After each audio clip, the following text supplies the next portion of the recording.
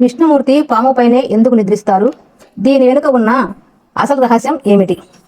శ్రీ మహావిష్ణువు అనంత సాగరంలో ఆదిశేషునిపై పవలించి ఉండటం వెనుక కేవలం ఆధ్యాత్మిక కారణాలే కాదు, అద్భుతమైన శాస్త్రీయ మరియు రహస్య అర్థాలు కూడా ఉన్నాయి. మనం విష్ణుమూర్తి ఫోటో లేదా విగ్రహాన్ని చూసినప్పుడు ఆయన పాలకడలిలో ఆదిశేషుపై ప్రశాంతంగా పడుకొని కనిపిస్తారు.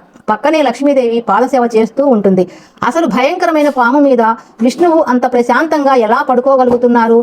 ఆదిశేషువుకు విష్ణువుకు ఉన్న ఆ విడదీయలేని బంధం ఏమిటి? చాలా మందికి తెలియని ఈ రహస్యాన్ని తెలుసుకుందాం. ఆదిశేషువు ఎవరు? ఆదిశేషువు అంటే సాధారణ పాము కాదు. శేష అంటే మిగిలినది అని అర్థము. ప్రళయకాలంలో సృష్టి మొత్తం అంతమైపోయినా మిగిలి ఉండేది ఆ ఆదిశేషువు మాత్రమే. అందుకే ఆయనను అనంతశేషుడు అని కూడా పిలుస్తారు. ఆయనకు 1000 పడగలు ఉంటాయి.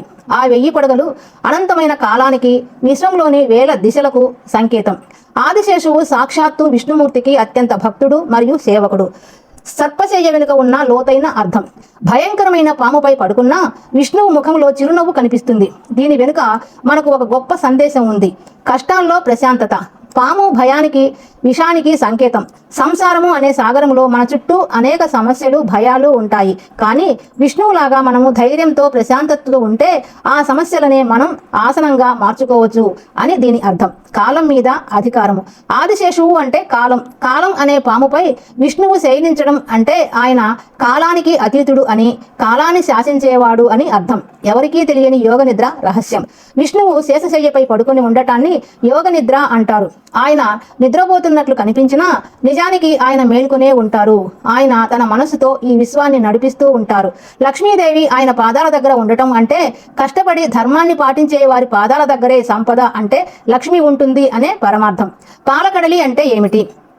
పాలకడలి మన మనసుకు సంకేతం. మన మనసు తెల్లగా, స్వచ్ఛంగా ఉన్నప్పుడు మాత్రమే పరమాత్మ మనలో కొలువై ఉంటాడు. ఆదిశేషువు కుండలిని శక్తికి కూడా ప్రతీక.